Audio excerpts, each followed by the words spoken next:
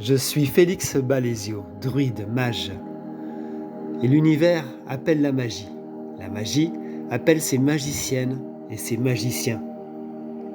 Si tu entends cette vidéo, tu es appelé.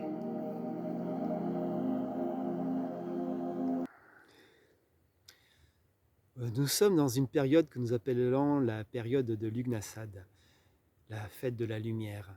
Et c'est aussi donc cette période que nous fêtons les récoltes, les moissons, les vendanges.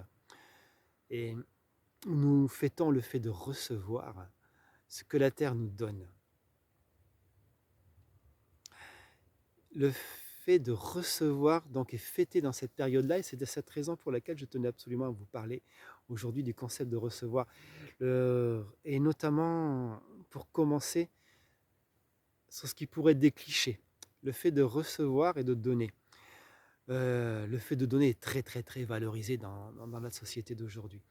Quelqu'un qui donne, qui est généreux, et quelqu'un qui est très estimé et qui s'estime beaucoup par rapport au fait qu'on l'estime beaucoup dans la société. En tout cas, on se donne beaucoup d'images de le fait de donner et d'être généreux.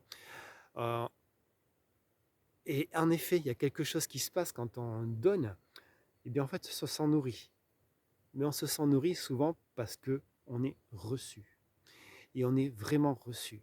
Quand quelqu'un nous reçoit dans notre don, quand quelqu'un est dans une force de réception énorme vis-à-vis de ce qu'on a pu donner, il va nous envoyer en fait une énergie de reconnaissance.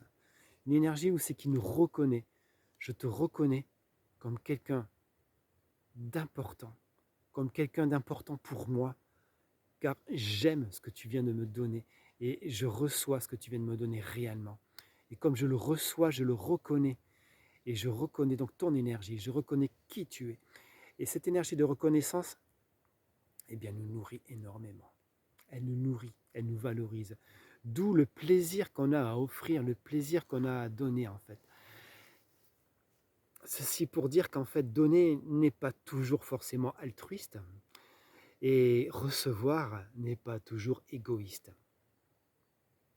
Le fait de recevoir, donc du coup, donne cette énergie de reconnaissance. Et également, elle nous ouvre. Elle nous ouvre en fait. Pour recevoir, il faut être particulièrement très ouvert. Et là, je vais rentrer dans quelque chose de plus physique. Le fait de recevoir, ça va se passer ici devant. Ça va se passer en fait au niveau de tout ce qui va être ventral à partir de là en particulier, jusqu'au ventre. Et si de manière énergétique, là on se trouve fermé, les chakras parlent d'être là au niveau des émotionnels, de recevoir et d'aspirer les émotions pour nous nourrir nous, ces énergies. Ce sont les énergies d'émotion donc qui se situent là. Et si ce circuit est donc un circuit qui ne reçoit plus, et pour de multiples raisons, recevoir des émotions n'est pas forcément quelque chose de simple et de facile, c'est peut-être même ce qui demande le plus de courage dans la vie. Et bien du coup, on va se fermer, on va fermer donc tout ce circuit. Tout ce circuit que Stéphane Porges appelle dans la théorie polyvagale le nerf vagal ventral. Voilà, donc du coup, pour rester un petit peu dans la physiologie, dans le physique, je parlerai rapidement de ce nerf vagal qui lui-même est donc le nerf principal du système parasympathique. Alors, le système parasympathique, pour en faire une rapide initiation et explication, ça va être en fait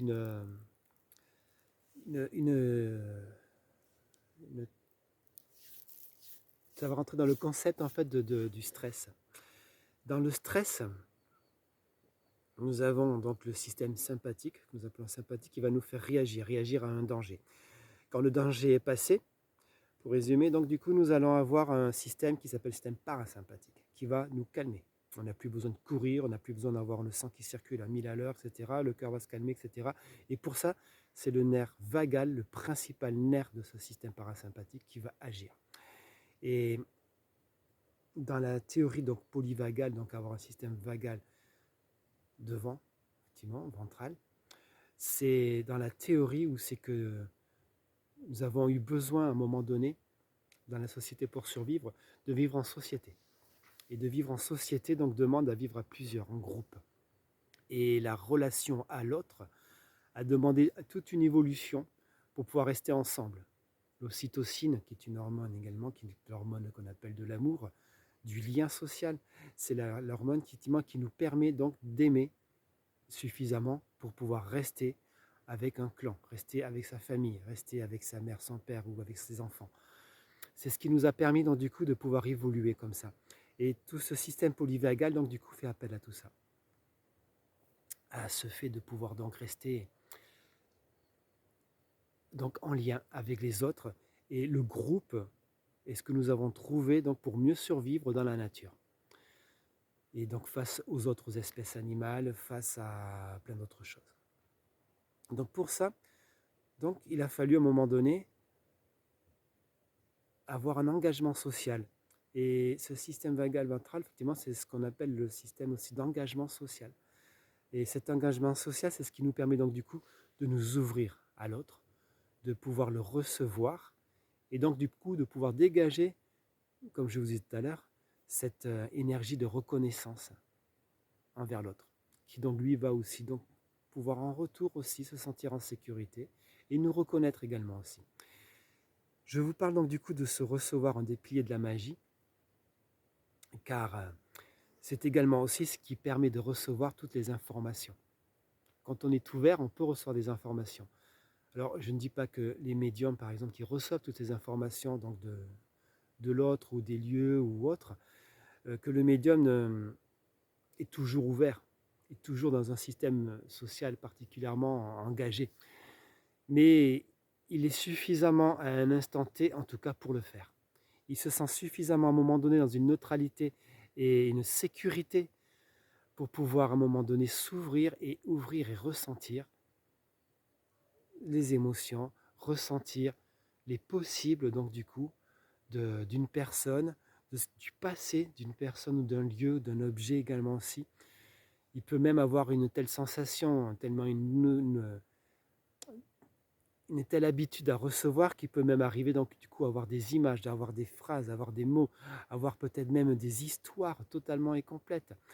Et, mais tout ça, ça se passe du coup dans le fait de pouvoir recevoir. Et le fait de recevoir, bon, je vous donne qu'un exemple du médium, il y a d'autres façons de pouvoir exercer la magie au fait de recevoir. C'est ce don donc, du coup effectivement qu'on peut développer également et qui aussi est un enjeu avec l'abondance. Quand on veut recevoir de l'abondance et qu'on ne la reçoit pas, c'est souvent qu'il y a un blocage, il y a une fermeture. Et souvent l'abondance, on pense à l'argent, à la finance, au financier. Et il y a beaucoup. Pour moi en tout cas, je le ressens, je le vois, je l'entends aussi vis-à-vis de autour de moi. C'est autour de l'argent, il y a beaucoup de blocages et beaucoup de fermetures. L'argent est elle-même, on le sait, juste une énergie neutre. Et, et c'est un outil également aussi dans notre société qui nous permet donc du coup de pouvoir faire de belles choses, de faire des mauvaises choses ou de faire tout simplement. Et donc du coup, je parlais de l'argent en particulier parce que je trouve que c'est un bon baromètre également pour savoir si on est vraiment dans un état de réception, dans l'abondance de manière générale ou pas. On va pouvoir parfois recevoir beaucoup d'amour, mais pas beaucoup d'argent. Et parfois le contraire aussi. Donc, pour moi, le fait de recevoir, je le mesure notamment, surtout aussi aux insectes. Les insectes, ce sont des êtres vivants qu'on ne va pas forcément vouloir apprécier tout le temps. Voilà. Moi, tout à l'heure, par exemple, j'avais une fourmi qui me montait sur la main et elle m'a suffisamment distrait à un moment donné pour pouvoir être focalisé sur elle. Et effectivement, ça chatouille un petit peu la fourmi. Et le moustique également, s'il va piquer, il va piquer tout le monde, le moustique. Mais certaines vont réagir ou pas réagir. Ceux qui réagissent sont souvent des personnes qui ont tendance à ne pas forcément vouloir tout recevoir. Et par contre, il y a peut-être plus d'élargissement dans la réception et de sécurité pour ceux qui ne réagissent pas. C'est pour moi des baromètres, par exemple, dans la façon de recevoir. Voilà, je voulais aussi parler de la gratitude. De la gratitude et les remerciements, de ressentir vraiment ce remerciement et cette gratitude. Et est un concept qui nous met totalement dans le recevoir, mais pleinement dans l'amour et la volonté de recevoir avec gratuité totale et complète. Voilà, c'est pour ça que je vous invite donc dans ce pilier de la magie de recevoir à rentrer totalement dans la gratitude, dans le Ho'oponopono par exemple, qui est un bel outil aussi de gratitude. Voilà, j'aurais beaucoup d'autres choses à partager sur le fait de recevoir, et je vais m'arrêter là pour faire une vidéo qui ne soit pas trop longue non plus. Voilà, je vous souhaite donc d'avoir bien apprécié cette vidéo, auquel cas je vous invite à faire des likes. Si vous voyez des questions, n'hésitez pas à faire des commentaires, ça fera marcher l'algorithme et je n'hésiterai absolument pas à vous y répondre, bien au contraire, j'adore vous répondre. Donc n'hésitez pas à poser des questions, à faire des commentaires et à partager cette vidéo également aussi. Et à vous abonner à la chaîne YouTube si ce n'est pas encore fait. Merci à vous.